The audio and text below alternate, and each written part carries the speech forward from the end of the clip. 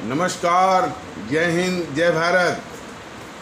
भारतीय अवाम ताकत दल अपने भारतीय भाई बहनों अर्थात अपने देश भारत की जनता अर्थात अपनी भारतीय अवाम से भारतीयता आधारित आपसी श्रद्धा, भारतीयता आधारित आपसी स्नेह, भारतीयता आधारित आपसी प्रेम, भारतीयता आधारित आपसी अखलाक मोहब्बत, भारतीयता आधारित आपसी सहयोग, भारतीयता आधारित आपसी सम्मान, भारतीयता आधारित आपसी एकता, भारतीयता आधारित आपसी भाईचारा तथा भारतीयता आधारित आपसी सद्भाव को समझने व उसे आत्मसात करके वैसा ही आचरण एवं व्यवहार करने हेतु इसके पूरे देश में प्रचार प्रसार करने हेतु और इसकी अहमियत और महत्व को प्रत्येक देशवासी को समझाकर उसे अपनाते हुए उसी अनुसार आचरण एवं व्यवहार करने हेतु और प्रत्येक देशवासी को अपना ही भारतीय भाई बहन मानकर, समझकर, अपनाकर उनके साथ वैसा ही उसी अनुसार आचरण एवं व्यवहार करने हेतु सतत, सदैव और हमेशा आदर के साथ, अदब के साथ अर्ज करता है और विनती करता है।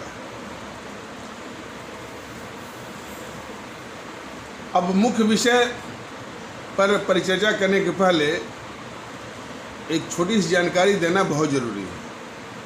एक जीएनपीसी गांधी नेहरू परिवार चांडाल चौकड़ी, जिसके विषय में गांधी नेहरू परिवार चांडाल चौकड़ी कॉकस, जिसको हमारे देश के लोग भ्रम, भूल या गलती से अभी भी कांग्रेस कह रहे हैं, जबकि कांग्रेस वो नहीं है। एक ऐसा पारिवारिक कुनबा है, ऐसा पारिवारिक पटेरी है जो कि संगठन पर गंडुली मारकर उसको जकड़े हुए है और एकाधिपत्य उस पर जमा कर जो है अपने ढंग से उसको चला देंगे।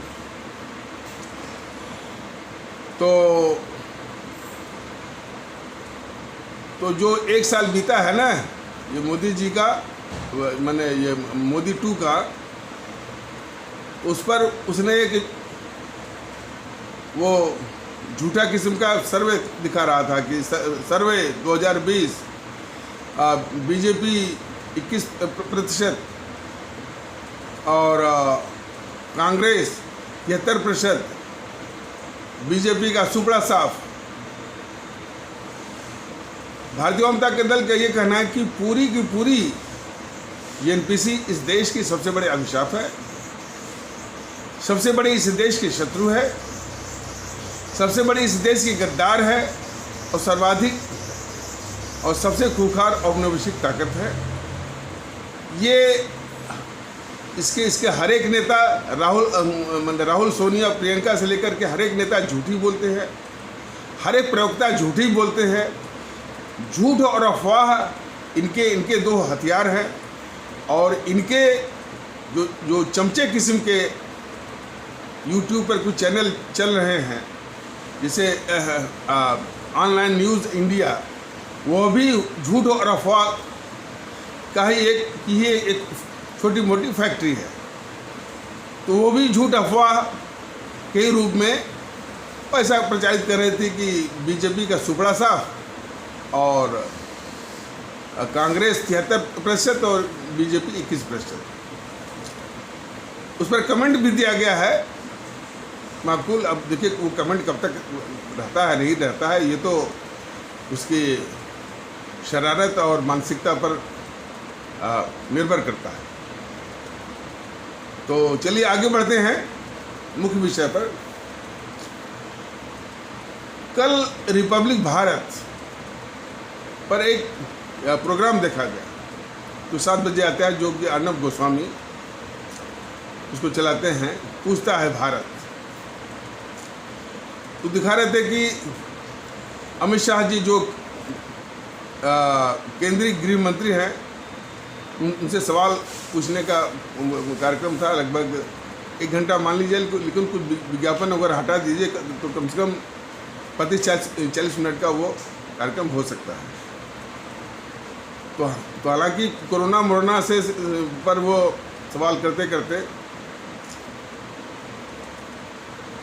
हमारे भारतीय आवाम ताकत दल को ये लगा कि कुछ ऐसे मुद्दे उठाने की कोशिश उसमें की गई अर्नब गोस्वामी के द्वारा, जिसके पीछे इस साजिश की दुर्गंध आ रही थी कि भारतीय आवाम ताकत दल जिन मुद्दों को उठा रहा है वही मुद्दे रिपब्लिक भारत के ये अर्नब गोस्वामी भी उठा रहे हैं, तो दोनों में कोई फर्क नहीं है। तो इस प्रकार इस साजिश के द्वारा भारतीय आवाम ताकत दल का वो मुहिम, जिस मुहिम के अंतर्गत भारतीय आवाम ताकत दल ये कह रहा है कि वो 56 इंच वाले श्री मोदी जी, जो कि विदेश नीति के तहत भारत की प्रतिष्ठा बढ़ाते हैं, अंतर्राष्ट्रीय स्तर पर पाकिस्तान को आतंकवाद के मामले में अलग थलग भी करते हैं, भारत को घेरने की जो चीन की स्ट्रिंग ऑफ पर्ल्स की जो कुचक्र है उसका भी माकूल जवाब देने की रणनीति भी बना रहे हैं। और काफ़ी देश जो जेएनपीसी ने अपना दुश्मन बना लिया था, श्रीलंका और मालदीव और बर्मा को, उसको भी मिला रहे हैं। उसको मिला करके जापान, वियतनाम, दक्षिण कोरिया, बर्मा, श्रीलंका, मालदीव इत्यादि, जिबूती वगैरह को मिला करके चीन के स्ट्रिंग ऑफ पर्ल्स के द्वारा जो भारत को घेरने की जो कुचक्र है चीन की, उसका माकूल जवाब भी तैयार कर रहे हैं। जो रक्षा की तैयारी जो जेएनपीसी को करनी चाहिए थी, 1986 के बाद एक धेले का उपकरण इसने नहीं खरीदा, क्योंकि जब से उसको दलाली का पैसा नहीं मिला तब से उसने एक पैसे की खरीद नहीं की। तो रक्षा, तो मोदी जी ने रक्षा तैयारियों में भी काफ़ी काम किया है। मेक इन इंडिया भी उसी में एक कदम है कि प्राइवेट पार्टनरशिप के द्वारा जो है डिफेंस प्रोडक्शन देश में ही किया जाए, तो देश की ज़रूरतों को भी पूरा किया जाए और विदेश में उसका निर्यात करके विदेशी मुद्रा भी अर्जित की जाए। और देश के अंदर मोदी जी के द्वारा जो जनधन योजना से गरीबों के खाते खुलवाना, उज्ज्वला योजना के तहत माने गरीबों को कनेक्शन देना, और ये शौचालय, गरीबों को घर, सौभाग्य योजना के तहत उनको बिजली का कनेक्शन, और किसानों को जो सीमांत किसान हैं उनके खाते में 3-3 हज़ार रुपया प्रत्येक तिमाही में, और इस तरह के उनके काम करने। और देश में सड़कों का जाल, एक्सप्रेसवे का जाल, हाईवेज का जाल, कई विकास के कार्य और रेल यात्राओं की सुविधा बढ़ाना, और देश में जो है और भी नेटवर्क जो कनेक्टिविटी के और भी जो कार्य हैं वो करना। बॉर्डर पर जो है खास करके चीन के बॉर्डर जो कि 3488 किलोमीटर पर जिस जेएनपीसी ने एक धेले का काम इसलिए नहीं किया कि जिस प्रकार 1962 में ये गद्दार नेहरू अपने ही देश भारत को घुटने टेकवाया और 44,000 वर्ग मील उसने और दे दिया अक्साई चीन सहित। तो उसकी जेएनपीसी की वही मंशा थी कि वही मंशा लेकर के जेएनपीसी ने चीन की सीमा पर धेले भर का काम नहीं किया, तो उसमें भी मोदी जी का काम काफ़ी सराहनीय रहा कि जो 3,488 किलोमीटर में काम उन्होंने शुरू करवाया है, जिसमें कि 60-70%, जिसमें कि माने काफ़ी लंबी रोडें हैं, 47 पुल हैं, कई सुरंगें हैं बनना है, उसमें 60 से 70% काम हो गया है और काम हो रहा है। इन कामों के बावजूद अब असली मुद्दा ये है कि जो इनका नारा है अपने देशवासियों के लिए, सबका साथ, सबका विकास, सबका विश्वास, उसकी असलियत ये है कि हमारे देश के लोग काफ़ी मोदी जी के मंसूबों से और मोदी जी के द्वारा छोड़े गए जो वीडियो हैं बयान बहादुर है यूट्यूब पर, और बीजेपी के जो पूरी बीजेपी के ऐसे कार्यकर्ता जो ये सिखा रहे हैं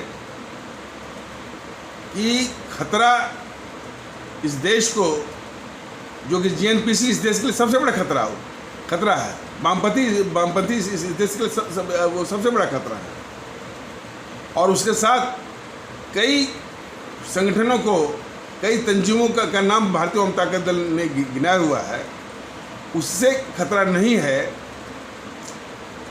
बल्कि खतरा इस देश के कुछ मुसलमानों से है या मुस्लिम समाज से है। ये सिखा रहे हैं, इस मानसिकता पर बीजेपी और मोदी जी की बीजेपी ये काम कर रही है। तो एक प्रकार से अविश्वास का माहौल, और कहीं कहीं तो नफरत में भी बदला हुआ है। तो इनका सब क्या कराया, इनकी इस मंसूबे के कारण जो है वो कोई मायने नहीं रखता। और बात यहीं तक नहीं है। बात असल ये है कि आदरणीय मोदी जी ऐसे खतरनाक जीएनपीसी, जिसके विषय में कई तरीके से एपिसोड के माध्यम से अपने देश के आदरणीय भारतीय भाई बहनों, अपनी भारतीय आवाम को बता रहा है, और वो जागरूक भी हो रहे हैं कि ये जीएनपीसी कितनी खतरनाक है इस मुल्क के लिए, इस आवाम के लिए, भारत के अस्तित्व के लिए। और उतने ही खतरनाक ये वामदल भी हैं, और उतने ही खतरनाक इन जीएनपीसी और वामदलों से सटने वाले या इनको समर्थन या पुष्ट करने वाले, जैसे अखिलेश मुलायम की सपा और मायावती की बसपा, ममता बनर्जी की टीएमसी, शरद पवार की एनसीपी, उद्धव की शिवसेना, दक्षिण की जो पार्टियां डीएमके, एआईएडीएमके, टीडीपी, अकाली मिलकर के, और जो इसकी और भुजाएं हैं इसी जीएनपीसी की, असदुद्दीन गिरोह, लुटियन गिरोह, पीएफआई, सिमी, और मीडिया में भी एक प्रिंट मीडिया, एक वो इलेक्ट्रॉनिक मीडिया। प्रिंट मीडिया में सबसे इस देश का गद्दार द हिंदू, इंग्लिश डेली, फिर इसके बाद times of India, Hindustan times, Indian express, Dainik Bhaskar, ये सब हैं। इलेक्ट्रॉनिक मीडिया में सबसे गद्दार NDTV, news 24, India today group या उसका आज तक, ABP news, news nation, India news, TV 9 Bharatvarsh, और जो दिन रात हिंदू मुस्लिम करता रहता है सुदर्शन, और शिवसेना का सामना। पत्रकारों का एक गिरोह है, रवीश कुमार, निधि राजदान, संकेत उपाध्याय, किशोर अजवानी,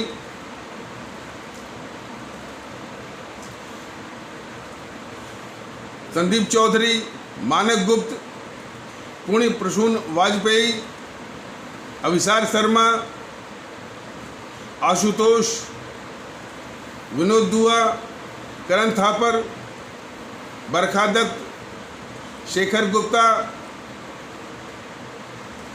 मानक गुप्ता, सागरिका घोष, अरफा खानम, राणा अयूब, अजित अंजुम, राहुल कंवल, सौरभ द्विवेदी और भी इसी टाइप के हैं। तो ये जो गिरोह है और छोटे किस्म के जो है वो मैंने मीडिया हैं,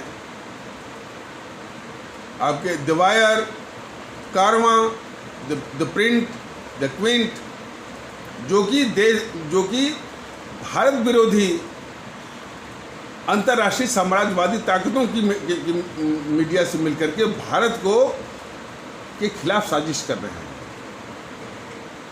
अंतर्राष्ट्रीय जो है, हाँ, के खिलाफ उसको उनका भी नाम बार बार बताया गया और अब इसमें बताने की आवश्यकता नहीं है। ये सारी ताकतें छाती तान करके दिन रात निर्बाध रूप से देश के खिलाफ लगी हुई है। मोदी जी ये सारी खतरनाक शक्तियों को जिनको कि राष्ट्रवाद का, देशभक्ति का तकाजा ये कहता है कि इनको भारत की धरती से समूल समाप्त किया जाना चाहिए, और कोई भी देशभक्त राष्ट्रभक्त सच्चे रूप में होता तो इसको समाप्त जरूर करता। लेकिन मोदी जी इसको पाल रहे हैं, इन खतरनाक सर्पों को दूध पिला रहे हैं। और जीएनपीसी वाम दलों और और आम आदमी पार्टी तो छूट ही गया था। आम आदमी पार्टी केजरीवाल जो इनका अवतार है, इनके आगे घुटने टेक है इनके आरोपों के चलते। तो भारतीय आवाम ताकत दल तो ये अपनी अवाम, आदरणीय भारतीय भाई बहनों को ये जगा रहा है कि आप देखिए, ये 56 इंच वाला और तमाम इस तरह के काम करने वाला, विदेश नीति और रक्षा क्षेत्र में सर्जिकल स्ट्राइक करवाने वाला, एयर स्ट्राइक करवाने वाला, वो मोदी देश के अंदर इतनी खतरनाक देश विरोधी ताकतों को पाल रहा है, देश के गद्दारों को पाल रहा है। देश के इतने खतरनाक गद्दारों को पालने वाला भी गद्दार होता है। यह इस देश की आवाम बहुत ही निकट भविष्य में हमारे देश के आदरणीय भारतीय भाई बहन, देश के आवाम इन मोदी जी से पूछने वाली है। और उसी दिशा में भारतीय आवाम ताकत दल अपनी आवाम को, अपने आदरणीय भारतीय भाई बहनों को जगा रहा है।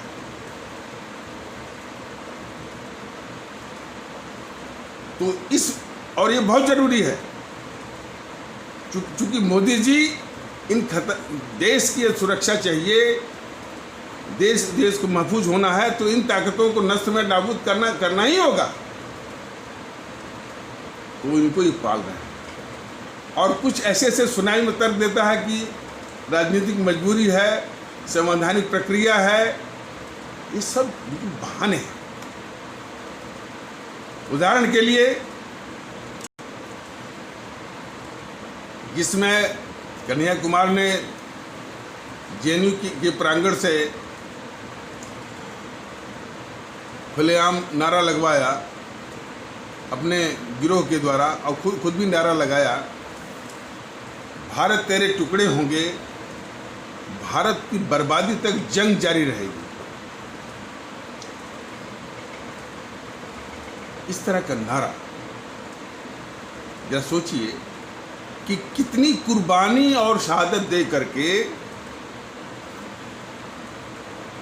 हमारे अमर शहीदों ने अपनी जान दे करके ये आज़ादी हमारे आपके लिए लाए हुए हैं।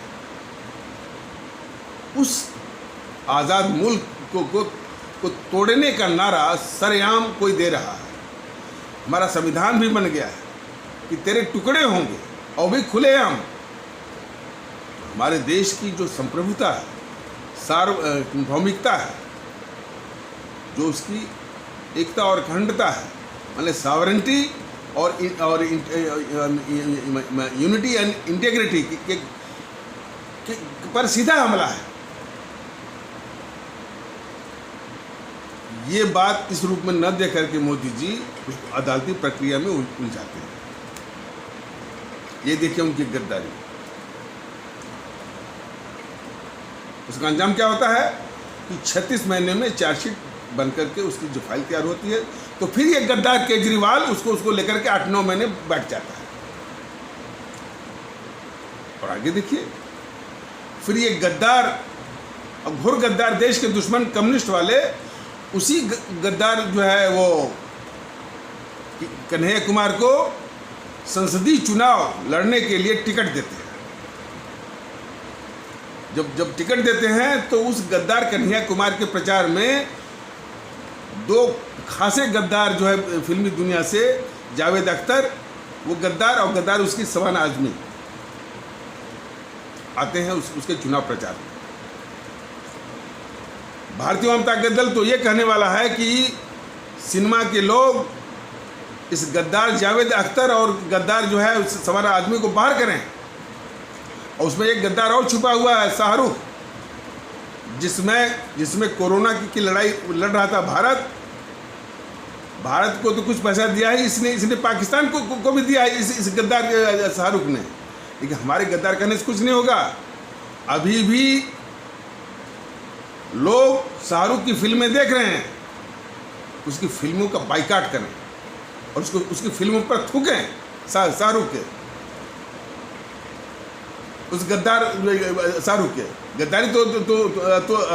गद्दारी तो आमिर खान ने भी की है, लेकिन उसकी गद्दारी को बाद में देख लिया जाएगा। तो कम से कम जावेद अख्तर, शबाना आजमी, कौन है, नासिरुद्दीन शाह, और भी है, विनोद कश्यप है, और भी तमाम है उसमें। इनको बॉलीवुड जगत उसको बाहर करे, नहीं बाहर करेगा। जब भी ये देश जागेगा उनका तगड़ा हिसाब लेगा बॉलीवुड का।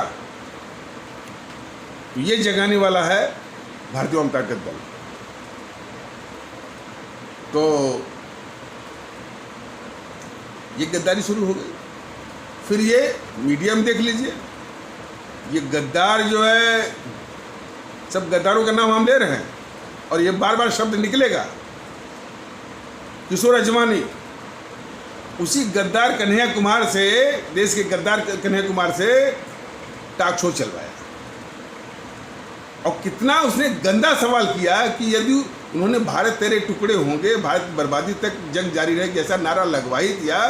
इसमें नाराज होने वाली बात कौन सी है। और वो गद्दार किशोर अजवानी अभी भी न्यूज़ 18 में बना हुआ है।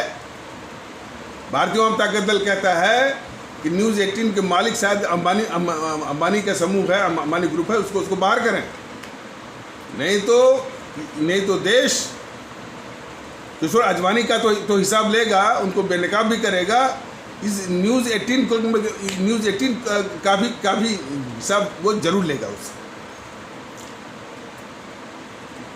और फिर इसके बाद न्यूज़ 24 वाला राष्ट्रवाद पर प्रलाप सुनवाया उसी गद्दार, देश के गद्दार, घोर गद्दार कन्हैया कुमार से। और उस प्रलाप में साथ में बहस करने के लिए बीजेपी या आरएसएस की ओर से जो वो गद्दार थी, सुभाष था, वो भी शामिल हुई, और वो गद्दार समित पात्रा भी शामिल हुआ।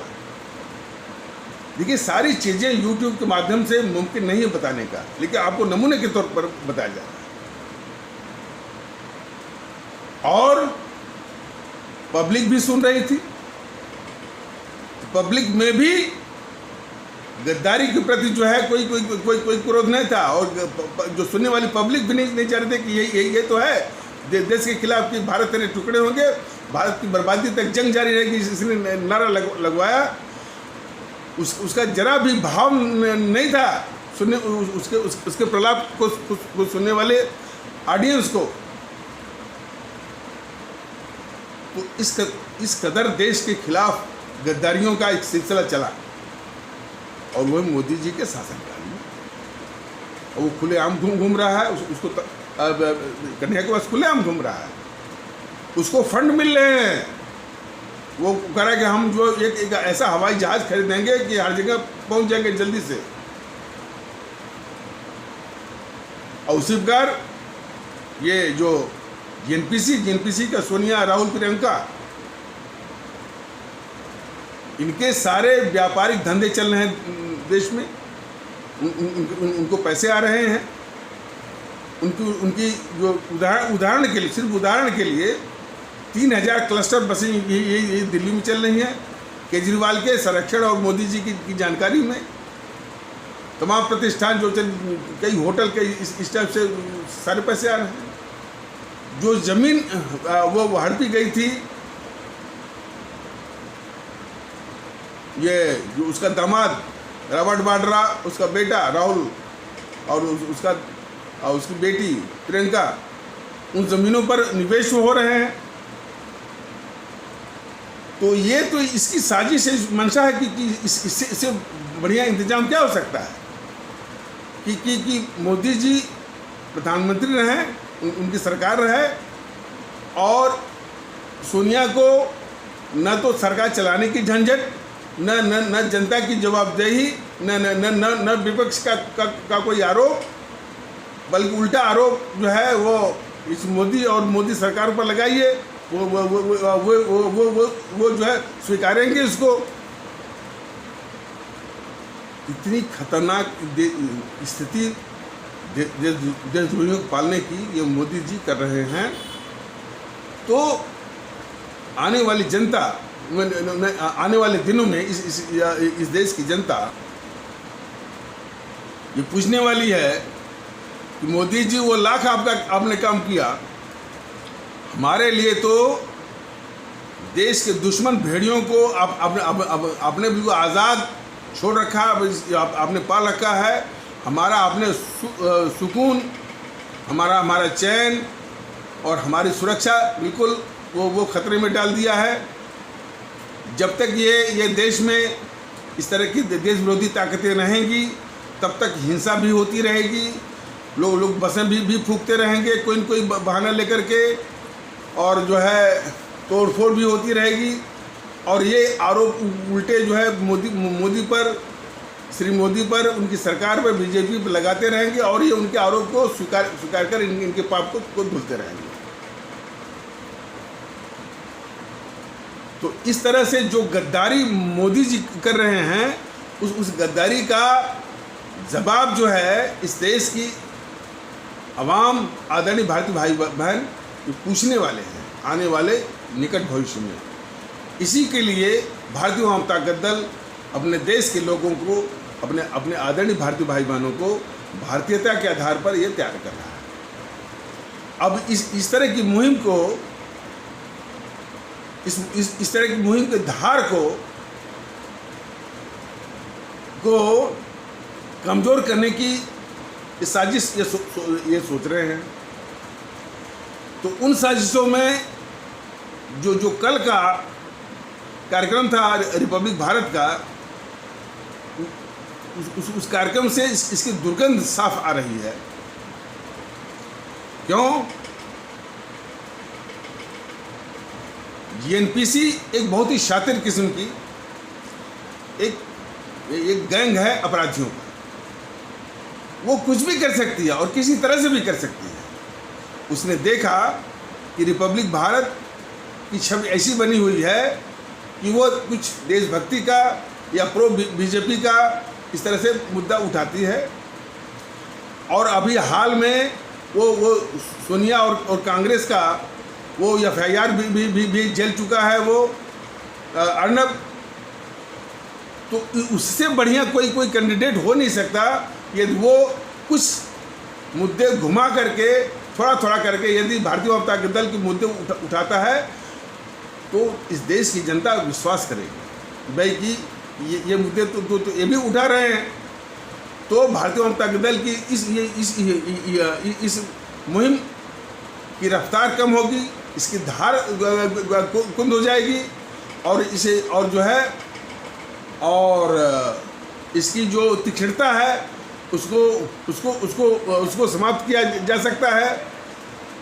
और इस प्रकार जो है भारतीय जनता दल के इस अभियान को रोका जा सकता है। ये साजिश बिल्कुल मन में है। तो भारतीय जनता दल को काफ़ी उम्मीद है, और उम्मीद का बिल्कुल सच्चाई, जिसकी जांच हो तो सच्चाई भी सामने आ सकती है कि निश्चित तौर पर जेएनपीसी ने इस अर्नब गोस्वामी को खड़ा किया होगा कि भारतीय जनता दल के मुद्दे कुछ उठाओ, कुछ अमित शाह से पूछो, ताकि भारतीय जनता दल का वो मुहिम जो यूट्यूब के माध्यम से चला रहा है, और जिसके तहत वो मोदी जी से खुद सवाल पूछेगा कि आप इन देश के खतरनाक गद्दारों को पाल करके वो गद्दारी का काम क्यों कर रहे हैं। तो भारतीय जनता दल के इस मुहिम को रोक करके ही जेएनपीसी और ये बीजेपी और जो है वो वाम दल और ये तमाम तरह की देश विरोधी ताकतें सुरक्षित हो सकती हैं। इसलिए जेएनपीसी ने बहुत मुमकिन है, बहुत संभव है कि अर्नब गोस्वामी को इस तरह का प्रोग्राम अमित शाह से पूछने का किया हो। लेकिन अर्नब गोस्वामी को मालूम होना चाहिए, देखिए ये एपिसोड कुछ लंबा हो रहा है, इसलिए इसको 374A के रूप में रखा जाएगा। और इसी प्रकार चूँकि ये बात थोड़ी सी माने लंबी खींचेगी, इसलिए इसका दूसरा भाग 374B रहेगा। तो इसलिए इसको यहीं पर इसको वो समाप्त किया जाता है। और 374B भी देखिएगा कि किस तरह से अर्नब गोस्वामी ने जेएनपीसी के द्वारा प्रायोजित हो करके वो प्रोग्राम चलाया, जिसमें कुछ भारतीय जनता दल के मुद्दे उठाने की कोशिश करके भारतीय जनता दल के मुहिम को कुंद करने की, रोकने की एक बहुत बड़ी साजिश है। तो इसी के साथ इस आवश्यक परिचर्चा को यहीं पर विराम दिया जाता है। तब तक के लिए नमस्कार, जय हिंद, जय भारत।